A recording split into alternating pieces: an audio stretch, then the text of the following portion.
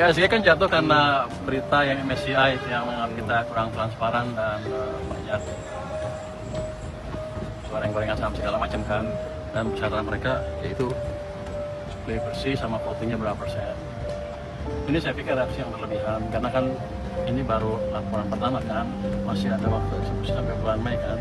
Saya udah bicara dengan ketua OJK, dia bilang semuanya akan diberikan sebelum Mei, jadi ini akan hanya.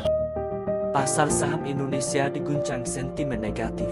IHSG melemah setelah laporan terbaru dari MSCI menyoroti lemahnya transparansi pasar modal Indonesia. Isu yang disorot tidak main-main, praktik goreng-gorengan saham, kepemilikan publik yang minim, serta aturan free float yang dinilai belum sejalan dengan standar indeks global.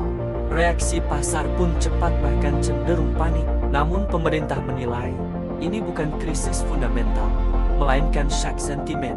Menteri Keuangan Purbaya Yudi Sadewa menegaskan, laporan MSCI ini masih bersifat awal. Indonesia masih memiliki waktu hingga Mei untuk mengeksekusi perbaikan. Menurutnya, pasar bereaksi terlalu berlebihan terhadap sesuatu yang sejatinya sudah ada solusinya. Purbaya mengungkapkan bahwa dirinya telah berkomunikasi langsung dengan Ketua OJK. Seluruh catatan MSCI mulai dari transparansi, pengawasan transaksi, hingga kepatuhan free flow dipastikan akan dibereskan sebelum tenggat waktu.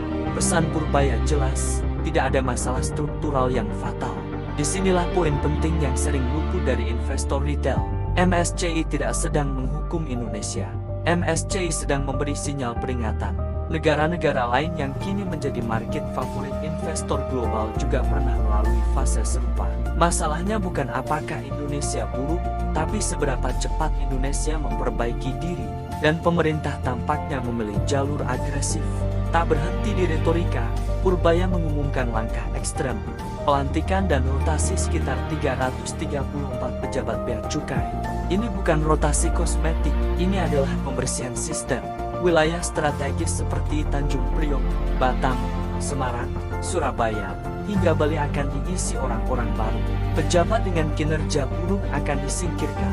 Targetnya satu, efisiensi, transparansi, dan optimalisasi penerimaan negara. Inside Daily mencatat, bea cukai adalah jantung arus barang dan salah satu sumber kebocoran terbesar ekonomi. Reformasi di titik ini bukan hanya soal penerimaan negara, tapi juga soal kepercayaan investor. Investor global melihat satu hal, apakah negara ini berani membersihkan institusinya sendiri? Terkait tudingan pasar saham yang tidak transparan, Purbaya menegaskan komitmennya sejak awal, insentif hanya diberikan jika pasar dibersihkan dari praktik manipulatif. OJK dan BI diminta bersinergi menyikat para penggoreng saham. Bahkan, jika hingga akhir Maret tidak ada progres signifikan, Purbaya menyatakan siap turun langsung sebagai ketua KSSK.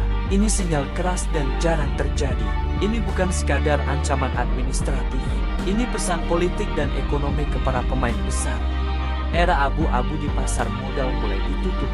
Jika benar dijalankan, maka yang akan tersingkir bukan investor asing, melainkan spekulan domestik yang selama ini merusak kredibilitas pasar.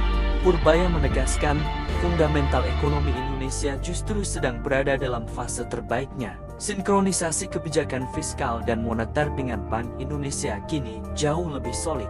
Pertumbuhan uang terjaga, investasi diperbaiki, dan reformasi fiskal difokuskan pada optimalisasi pajak dan cukai tanpa menaikkan tarif pajak. Target pertumbuhan ekonomi 6% dinilai sangat realistis, bahkan berpotensi tercapai lebih cepat. Pasar sering bereaksi pada headline, bukan struktur. Yang sedang dibangun pemerintah adalah pondasi jangka menengah. Belanja tepat waktu, penyelesaian bottleneck investasi, dan penegakan level playing field. Ini bukan kebijakan populer, tapi justru kebijakan seperti inilah yang biasanya menjadi bahan bakar rally pasar di fase berikutnya. Terkait pajak kapal asing dan bea keluar batu bara, pemerintah menegaskan prinsip keadilan. Tarif bea keluar batu bara sedang dikaji di kisaran 5-11%. Purbaya bahkan menyebut opsi berlaku suruh dari Januari. Bagi pemerintah, kontribusi sektor besar harus sebanding dengan keuntungan yang diambil. Lalu kapan IHSG pulih?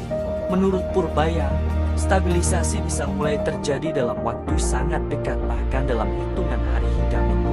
Namun Inside Daily menambahkan satu catatan penting, jika reformasi benar-benar dijalankan, maka koreksi hari ini bukan ancaman melainkan fondasi rally berikutnya.